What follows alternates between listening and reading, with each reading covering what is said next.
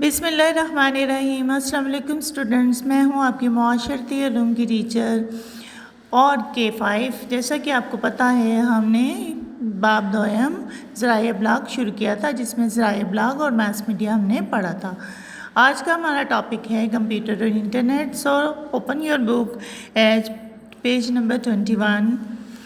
Computer اور internet. Computer معلومات اور پیغام رسانی کا ذریعہ ہے۔ کمپیوٹر کے ساتھ اگر انٹرنیٹ کی سہولت موجود ہو تو پوری دنیا سے معلومات کا حصول انتہائی آسان اور تیز ہو جاتا ہے۔ انٹرنیٹ سے مختلف کتابوں، لغات، رسائل اور اخبارات کا مطالعہ بھی کیا جا سکتا ہے۔ اس کے علاوہ تحقیقی مواد تک رسائی بھی حاصل کی جا سکتی ہے۔ پاکستان سمیت دنیا بھر میں کمپیوٹر اور انٹرنیٹ کا استعمال بہت بڑھ گیا ہے۔ اس کی مدد سے ہم زندگی کے تمام شعبہ جات سے متعلق آگاہی حاصل کر سکتے ہیں۔ طلبہ گھر بیٹھے دنیا بھر کی ای لائبریریوں سے فائدہ حاصل کر سکتے ہیں۔ تو کمپیوٹر اور انٹرنیٹ سے آپ فیملیئر ہیں بچوں۔ کمپیوٹر اور انٹرنیٹ کا استعمال آپ بہت بہتر طریقے سے جانتے ہیں۔ کمپیوٹر جو ہے آج کل سب سے بڑا معلومات اور پیغام رسانی یعنی ایک جگہ سے دوسری جگہ پیغام پہنچانے کا ذریعہ ہے۔ کمپیوٹر کے ساتھ اگر ہم انٹرنیٹ بھی کنیکٹ کر لیں تو پوری دنیا سے ہم ہر قسم کی معلومات جو ہیں وہ حاصل کر سکتے ہیں۔ مختلف کتابیں پڑھ سکتے ہیں، لغات یعنی ڈکشنری دیکھ سکتے ہیں جس میں ورڈ میننگ ہوتے ہیں وہ، اور رسالے پڑھ سکتے ہیں۔ اس کے علاوہ جتنی بھی ریسرچ ورک ہوئی ہوتی ہے سائنس کے بارے میں یا کسی اور چیز کے بارے میں یا بزنس کے بارے میں، وہ بھی ہم حاصل کر سکتے ہیں۔ انٹرنیٹ کا استعمال تو آج کل بہت زیادہ بڑھ گیا ہے اور ای لائبریریوں کے ذریعے سے بچے بہت زیادہ فائدہ بھی اٹھا رہے ہیں۔ ای لائبریریاں مطلب الیکٹرانک لائبریری جو کمپیوٹر میں یا انٹرنیٹ کے ذریعے جس سے رسائی ممکن ہے۔ اگلا ہمارا ٹاپک ہے سوشل میڈیا۔ سوشل میڈیا سے بھی آپ فیملیئر ہیں بچوں۔ سوشل میڈیا ابلاغ کی جدید ترین شکل ہے۔ اس سے مراد ایپلیکیشنز اور ابلاغ کے دیگر آن لائن ذرائع ہیں جن کی مدد سے لوگوں کی بڑی تعداد کے مابین سماجی روابط قائم ہوتے ہیں۔ اس ذریعے سے لوگ مختلف ایپلیکیشنز کا استعمال کرتے ہوئے معلومات، خیالات، پیغامات اور ویڈیو پیغام ایک دوسرے کے ساتھ شیئر کرتے ہیں۔ ان ایپلیکیشنز میں YouTube, Facebook, WhatsApp, Twitter, Vimeo, Skype, imo, Snapchat, blogs اور لنکڈ ان وغیرہ شامل ہیں۔ یہ سارے بچوں مختلف ایپس کے نام ہیں۔ بہت سی ایپس سے آپ جو ہیں وہ فیملیئر بھی ہیں۔ لیپ ٹاپ اور ٹیبلٹ وغیرہ نمایاں سماجی ذرائع ابلاغ ہیں۔ سوشل میڈیا میں ہر وہ ذریعہ آتا ہے ذرائع ابلاغ کا جس کے ذریعے سے آج ہم ایک جگہ سے دوسری جگہ رابطہ کر سکتے ہیں۔ جیسے ہم واٹس ایپ پہ کال کر کے ویڈیو میں کہیں دور بیٹھے دوسرے ممالک میں اوورسیز پاکستانی سے بھی بات کر سکتے ہیں، ایون کسی اور ملک کے لوگوں سے بھی بات کر سکتے ہیں۔ اسی طرح ٹویٹر پہ بھی ہم کوئی بھی پیغام دے سکتے ہیں، فیس بک پہ، ایمو پہ، اسکائپ پہ بھی ہم ویڈیو چیٹنگ کر سکتے ہیں، ولاگز بنا سکتے ہیں۔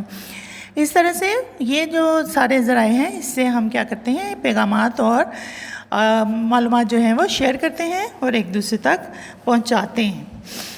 ٹھیک ہے، اس طرح سے یہ جو ذرائع ابلاغ ہیں ہمارے مابین سماجی رابطے کا ذریعہ بنتے ہیں۔ Now we will move on to the next page.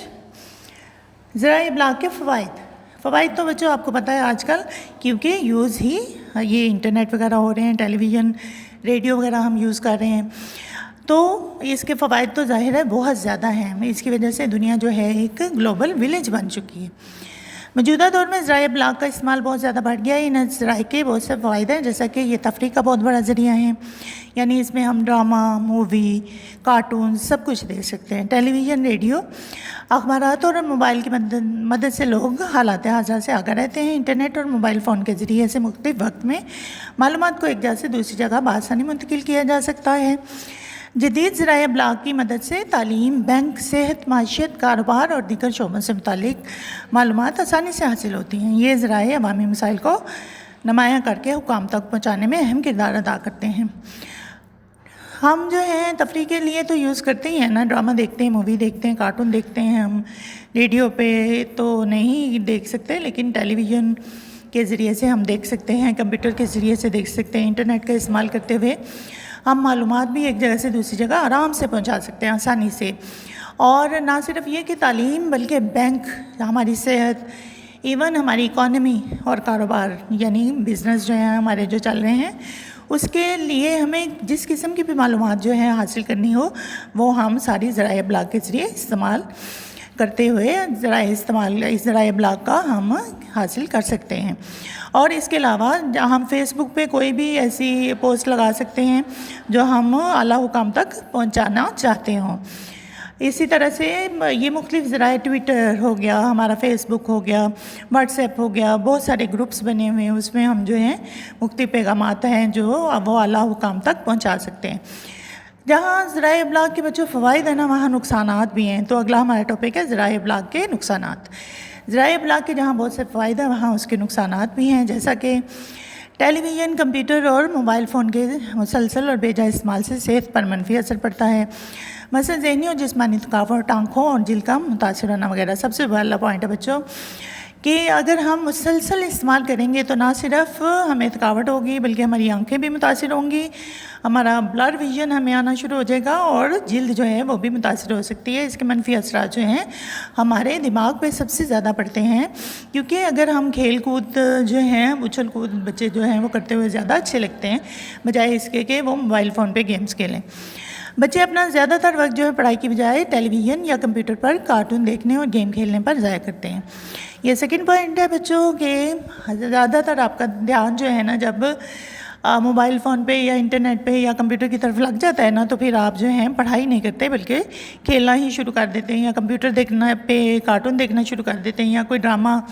پڑھائی کی بجائے اور ایکٹیویٹیز جو ہیں وہ آپ لوگوں کی بڑھ جاتی ہیں.